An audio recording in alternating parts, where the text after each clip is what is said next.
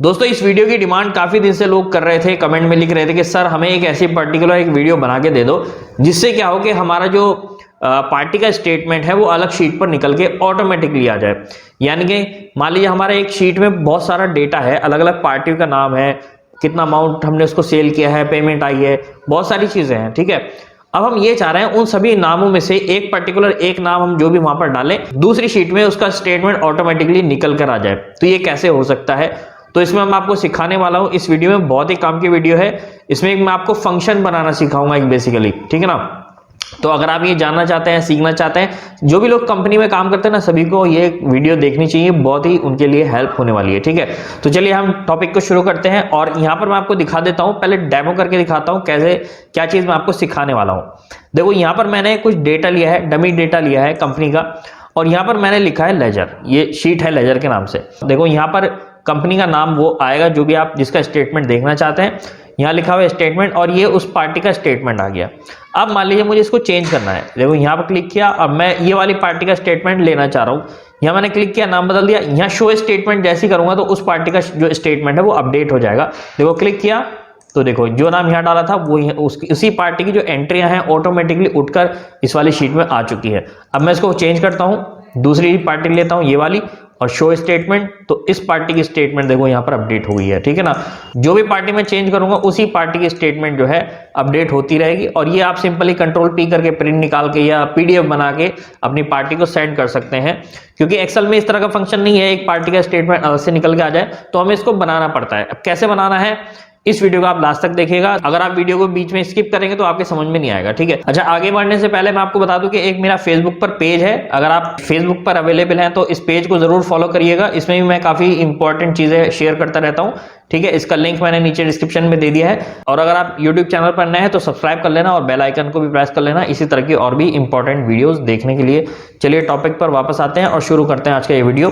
तो देखो कैसे करना है, सबसे पहले मैं इन दोनों शीट्स को डिलीट मार देता हूँ, इसको डिलीट मारता हूँ।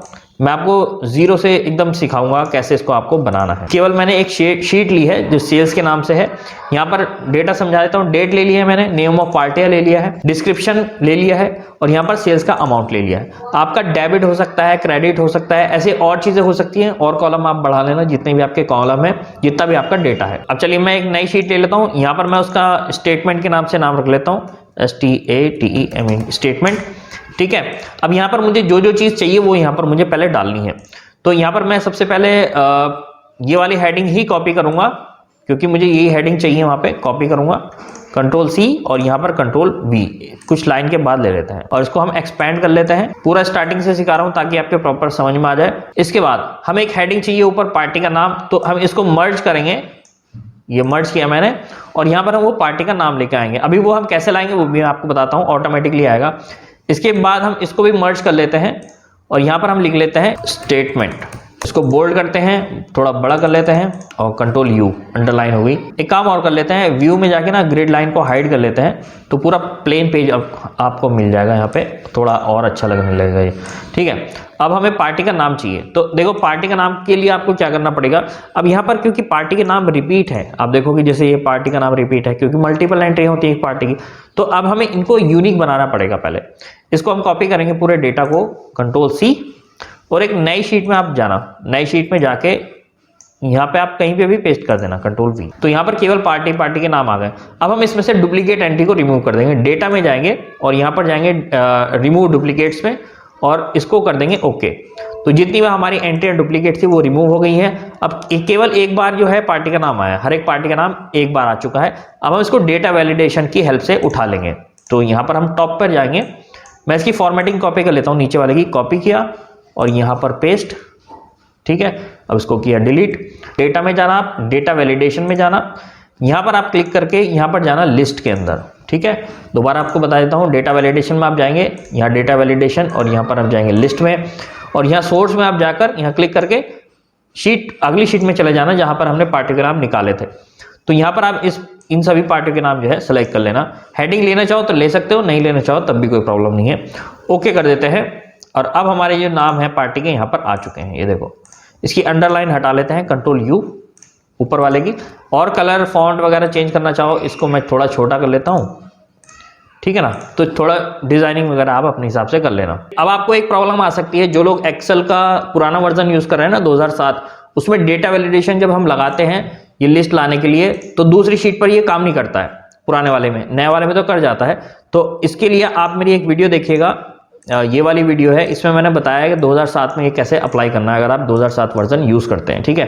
तो ये वाली वीडियो का लिंक मैं नीचे डिस्क्रिप्शन में डाल दूंगा, आप देख लेना। तो चलिए, अब हमारी जो पार्टी का नाम है वो यहाँ पर चेंज हो रहा है ऑटोमेटिकली। अब हम यहाँ पर स्टेटमेंट लेके आना है। स्टेटमेंट कैसे लाएंगे? स्टेटमेंट हम लेकर आएंगे एडवांस फिल्टर की हेल्प से। चलिए कैसे करेंगे? तो अब आपको जाना है डेटा टैब के अंदर, और यहाँ पर है सॉर्ट एंड फिल्टर, यहाँ पर है एडवांस फिल्टर, ठीक है ना। इसमें एक चीज होती है क्राइटेरिया रेंज, तो हमें जरा पहले वो डालनी पड़ेगी। तो यहाँ पर मैं डाल लेता हूँ। क्राइटेरिया रेंज का मतलब है किस बेस पर आपको जो है वैल्यू उठानी है। तो मुझे उठानी है पार्टी के नेम की बेस पर, ठीक है ना। तो पार्टी का नेम जो है, एक तो ये हेडिंग आपको लेना पड़ेगा same as it is, heading जरूर लेना पड़ेगा। इसको मैं यहाँ पर पेस्ट कर लेता हूँ, ठीक है, ठीक है ना। ये यहाँ पर मैंने पेस्ट कर लिया। अब यहाँ पर एक पार्टी का नाम हमें एंटर करना पड़ेगा, इक्वल टू करेंगे और यहाँ पर क्लिक करके एंटर कर देंगे। तो हम जो भी पार्टी का नाम चेंज करेंगे ये हमारे यहाँ पर चेंज होगा, और यहाँ से जो है एडवांस फिल्टर इसको उठा लेगा, ठीक है ना। तो चलिए यहाँ पर मैं एक कोई और सा नाम ये वाला ले लेता हूँ, ठीक है। चलिए अब हम यहाँ पर एडवांस फिल्टर लगा लेते हैं। डेटा में जाकर एडवांस फिल्टर, और यहाँ पर लिखना है, क्लिक करना है कॉपी टू अनदर लोकेशन पर। लिस्ट रेंज यानी कि हमारी टोटल लिस्ट कहाँ पर है, हमारी है ये फर्स्ट वाली शीट में। तो आपको अपने डेटा को सभी को सेलेक्ट कर लेना है इस तरह से। आपको एक चीज ध्यान रखनी है कि आपका फर्स्ट वाला जो रो है, जो 1 ये वाला रो है ना, अगर आप ये ब्लैंक होगा तो डेटा नहीं उठाएगा। इसके अंदर आपके हेडिंग होने चाहिए फर्स्ट वाले के अंदर, ठीक है। चलो अब हम चलते हैं क्राइटेरिया रेंज, यानी कि किसी बेस पर उठाना है। तो हमें नेम की बेस पर उठाना है ना, तो क्लिक करेंगे यहाँ पर, और हमने ये हेडिंग और ये नेम, फर्स्ट वाला हेडिंग और सेकंड वाला नेम हमें सेलेक्ट करना है। ये चीज आपको ध्यान से रखनी है। अगर आपने हेडिंग का नेम थोड़ा सा भी चेंज कर दिया तो आपका डेटा नहीं उठा पाएगा। हेडिंग आपके सेम वही होने चाहिए जो आपके डेटा के अंदर है, ठीक है। अब यहाँ पर कॉपी टू, कहाँ पर कॉपी करना है? अगर ये डेटा मिल जाए तो कहाँ पर कॉपी करना है? तो हम इसको बताएंगे कि भाई ये वाले हेडिंग है, इसके नीचे कॉपी करना है, ठीक है। अब यहाँ पर मैं जैसे ही ओके करूंगा तो हमारा यहाँ पर सारा डेटा आ जाएगा। एक चीज मैं आपको और बता दूं, इन हेडिंग में से अगर आप कोई सा हेडिंग डिलीट कर देते हैं तो उस हेडिंग का डेटा नहीं उठाएगा, ठीक है। चलो वो बात की बात है। फिलहाल हमने सारा डेटा सेलेक्ट कर लिया। ओके जैसे ही करेंगे तो इस पार्टी का डेटा आना चाहिए। तो देखो ये इस पार्टी का डेटा यहाँ पर आ चुका है, सिंपल। अब जैसे मैं इस डेटा को, इस पार्टी के नाम को बदलता हूँ, ये वाला करता हूँ, तो हमारा डेटा चेंज नहीं हो रहा है। क्यों नहीं हो रहा है? क्योंकि ये यहाँ पर दोबारा से इसमें एडवांस फिल्टर लगाना पड़ेगा। तो अब हम क्या करेंगे, यहाँ पर एक बटन बना देंगे। बटन पर क्लिक करेंगे तो हमारा डेटा फिल्टर हो जाएगा ऑटोमेटिकली। तो यहाँ पर इंसर्ट में जाएंगे और शेप में जाएंगे, और यहाँ पर एक हम ये वाली शेप ले लेते हैं, और अब हम इसको ड्रैग कर लेते हैं, और यहाँ पर फॉर्मेट शेप में हम ये वाला डिजाइन ले लेते हैं, और यहाँ पर हम लिख लेते हैं शो स्टेटमेंट, या जो भी आप लिखना चाहें, शो स्टेटमेंट, ठीक है। और कंट्रोल A बोल्ड। ये आप चीज़ ध्यान से करिएगा जो मैं आपको बता रहा हूँ। अगर आप ये थोड़ा सा भी मिस कर जाते हैं तो ये आपका डेटा जो है फिल्टर नहीं हो पाएगा। चलिए यहाँ पर हमने बना दिया। अब हम इसके अंदर एक मैक्रो चलाएंगे, उस मैक्रो को रिकॉर्ड करके इस बटन पर अप्लाई करेंगे। कैसे करेंगे? तो देखो डेटा में जाएंगे, व्यू में जाएंगे, और यहाँ पर है मैक्रो का ऑप्शन। क्लिक करके हम इसको रिकॉर्ड मैक्रो कर लेंगे, और यहाँ पर हम कोई सा भी इसका पहले नाम ले लेते हैं। हम ले लेते हैं advance filter, ADVFILTER, advance filter, इस तरह से मैंने ले लिया। और यहाँ पर आपको रखना है पर्सनल मैक्रो वर्कबुक, और ओके कर देंगे। तो देखो हमारा जो मैक्रो है वो स्टार्ट हो गया। देखो यहाँ पर हम चेक करेंगे, स्टॉप रिकॉर्डिंग लिखा हुआ ना। अभी हमारे स्टेप्स रिकॉर्ड करेगा जो भी हम करेंगे। तो हमने क्या करना है, डेटा में जाना है, और फिर दोबारा से एडवांस में जाना है, और अब हम वही चीज अप्लाई करेंगे दोबारा से, copy to another location. List हमारी कहाँ पर है? लिस्ट है हमारी ये हम सेलेक्ट कर लेंगे पूरी लिस्ट। यहाँ से करना है, पूरी लिस्ट सेलेक्ट हो गई। क्राइटेरिया हमारा क्या है, इसको डिलीट कर दो, और यहाँ पर हेडिंग के साथ एक नीचे वाली रो ये सेलेक्ट करनी है, ठीक है।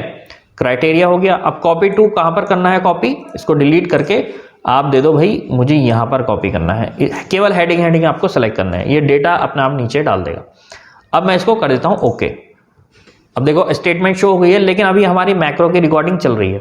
अब सबसे पहले हमें उसको स्टॉप करना है। व्यू में जाके और मैक्रो में जाके यहाँ पर क्लिक करके स्टॉप कर देना, या फिर यहाँ पर भी शॉर्टकट आ रहा है वैसे तो, लेकिन हम यहाँ पर क्लिक करके स्टॉप कर देते हैं। तो हमने जो भी स्टेप्स किए हैं वो हमारे रिकॉर्ड हो गए। अब हम इसको बटन पे अप्लाई कर देंगे। तो ये हमारा बटन, राइट क्लिक करेंगे और यहाँ पर हम जाएंगे असाइन मैक्रो पे, और देखो यहाँ पर है एडवांस फिल्टर, ये लिखा ना ADV फिल्टर, हमने इस तरह से लिखा था, और यहाँ पर मैं इसको कर देता हूँ ओके। अब देखो इसको हम अब मैं कोई सी भी पार्टी ले लेता हूँ, फॉर एग्जांपल ये लेता हूँ और शो स्टेटमेंट, तो देखो ये इस पार्टी का स्टेटमेंट जो है शो हो गया। इसी तरह से और चेंज करते हैं, देखते हैं काम कर रहा है या नहीं। शो स्टेटमेंट, ठीक है, ये देखो शो स्टेटमेंट। तो ये जो वैल्यू है ये यहाँ पर शो हो रही है और यहाँ से ये फिल्टर करके यहाँ दिखा रहा है हमें।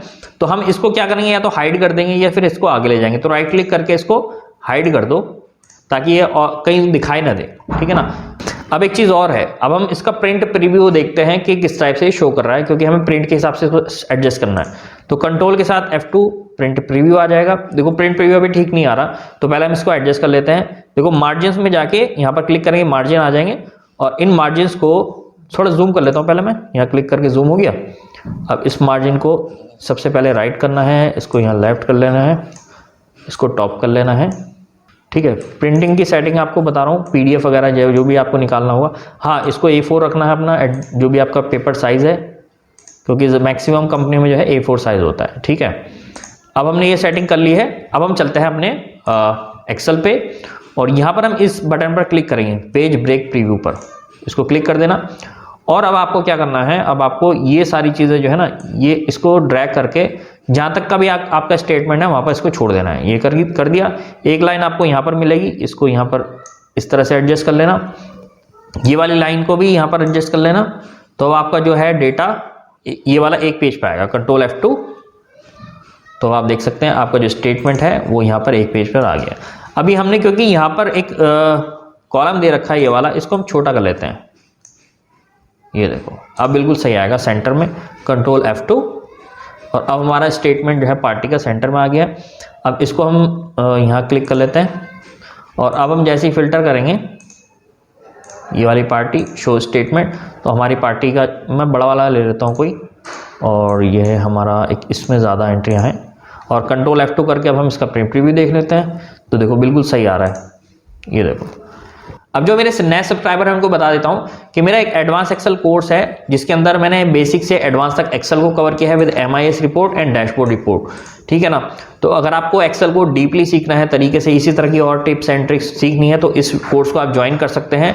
इसके अंदर आपको 90 वीडियोस मिलती हैं और हर वीडियो के साथ आपको डेटा शीट, प्रैक्टिस शीट मिलेगी, ताकि वीडियोस को देख करके आप इस पर अप्लाई कर पाएँ।